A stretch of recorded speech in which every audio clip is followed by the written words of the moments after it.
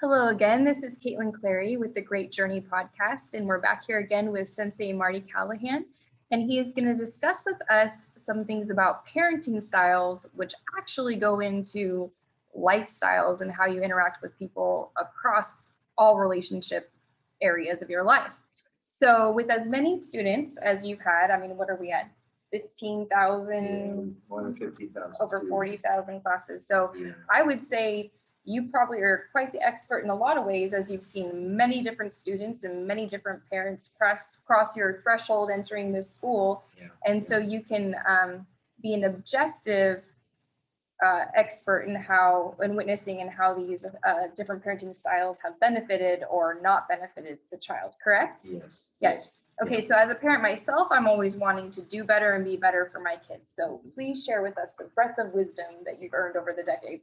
Okay. Well, everything I've learned from somebody else. So there's very little that I can really take credit for myself, except for the fact that I read and study what other people say do. And these other people are professionals and knowledgeable. They're not just coming up with theories, Right.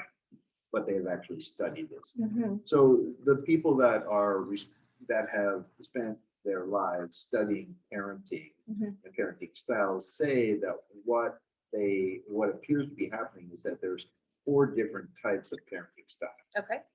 So the first kind of parenting style is the absent parent. And you might even say this isn't even a parenting style. Well, in the absent parent, the parent just isn't there emotionally, so there's no love, but there are no rules either. So the child more or less left on their own. Right. Not good. No, that's not the way to do it. Yep. Mm-hmm. Right. And then the second kind of parenting style is the authoritative parenting style. Mm-hmm. This is the parenting style where it's all about the rules and there's really no love. Right.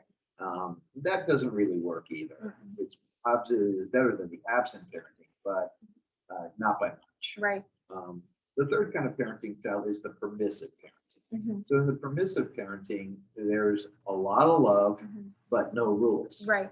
And so the child never learns boundaries, never learns what they can do and can't do, and often just slips into this state where they can feel like they can do anything they want. Mm-hmm. They know that their parent is going to love them no matter what. Because the parent is never going to put down rules and try to correct their behavior. Right. Right. And the fourth kind of parenting style, which is considered to be the best, is called an authoritative parenting style. Okay. The authoritative parenting style, there's lots of love, so the kid knows that they're being loved, but there's also rules. And this was best stated to me by the parent, the very successful parent, one of our students many years ago, I think some 20 or 30 years ago. This parent might have to be talking. And what he said to me was that he had a mom.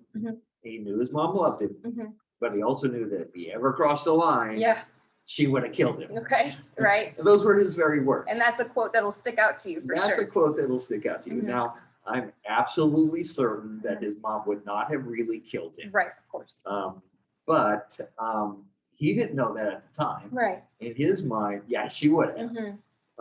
And so sometimes parents are hesitant about this and about, getting your child to believe that you're going to kill them. But, we already talk our kids into believing all kinds of things that aren't true, like the Easter Bunny, a Santa Claus, fairy godmother. Wait, Santa Claus isn't real? No, just kidding. Just kidding. That's a joke. Just kidding. Okay.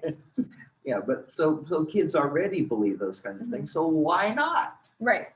Have them believe that you could kill them. And there's a lot of fairy tales too. I don't have any on the tip of my tongue, but fairy tales that talk about the big bad wolf and all kinds of things where kids they're trying to scare the kids, scare the kids into behaving correctly. Yeah.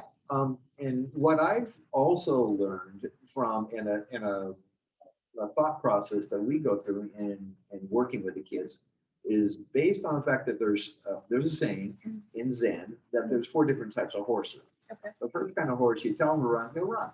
Second kind of horse, you show them the whip, then they'll run. Third kind of horse, you got to crack the whip in the air. Fourth kind of horse, you got to beat them with the whip, then they'll run. Okay. And often, though, that fourth horse turns out to be the best horse. So it's not a bad thing that the horse needs to be beaten. It's just that's the motivation that he needs. And so with children, it's the same type of thing. There are some kids that you just ask them to do something and they'll do it. That kind of kid, you never have to say anything about killing them.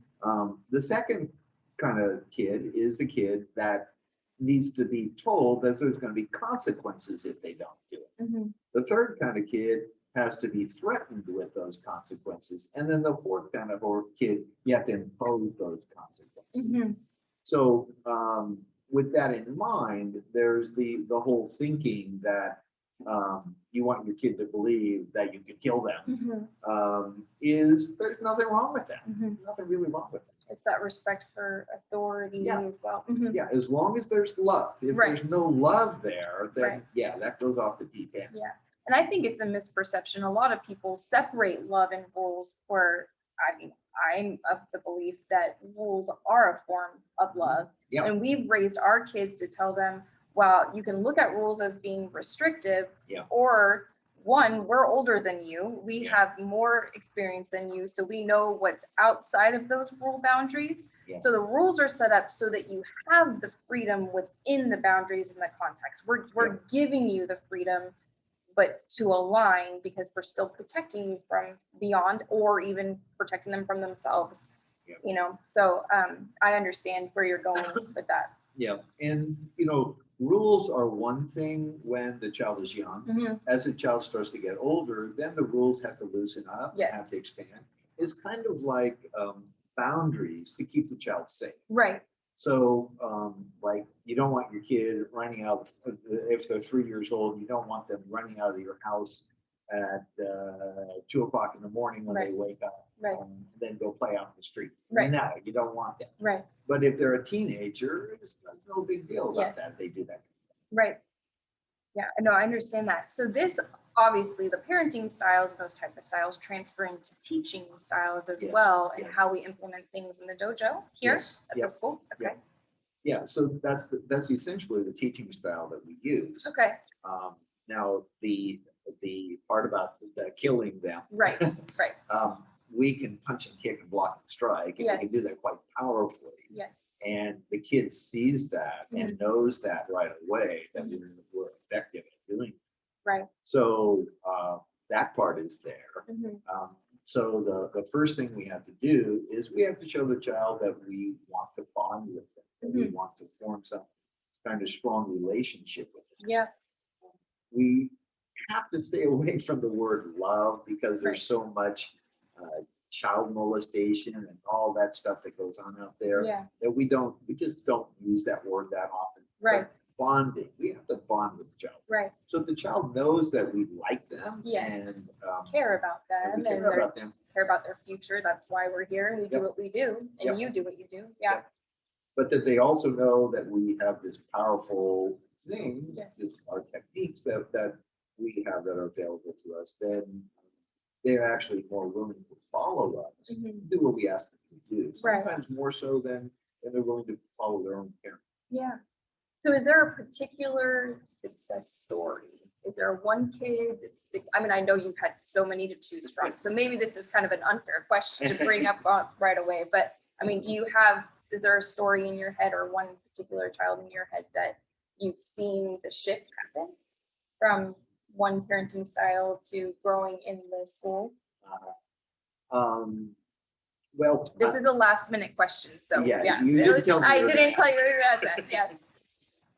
Well, what I can say is that I can give you a couple of examples of how far we've had to go with some kids in order to get them to really understand that who we were and what we were trying to do. So there's one particular boy, I think his name was Chris. He was here 20 years ago or something. And Chris was just this goofy kid that he was about 9 years old at the time, and just would not listen to anything they tell him to do. And he was already been with us for more than a year. And so he was like a group member, forget exactly what he was.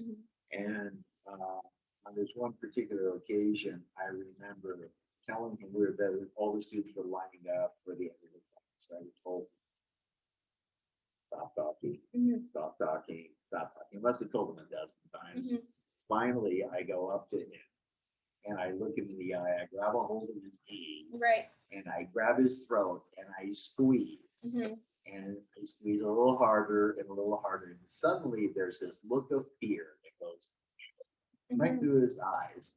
And then I let go. And I look him in the eyes. I say, okay. And then he responds to me, yes. Good. And I turned, I walked away. And then everything was fine. After that, he became a model student.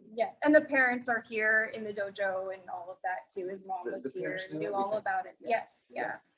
So, okay. Well, that's a lot of stuff to think about. You know, parenting styles can be a controversial topic, but it is good to kind of step out of maybe your own comfort zone and try some new ways to do things if certain things seem to not be working at home. So thank you very much for your time. You're welcome. We will see you next time on the Great Journey podcast. Thanks, David. Yes. Have a good day.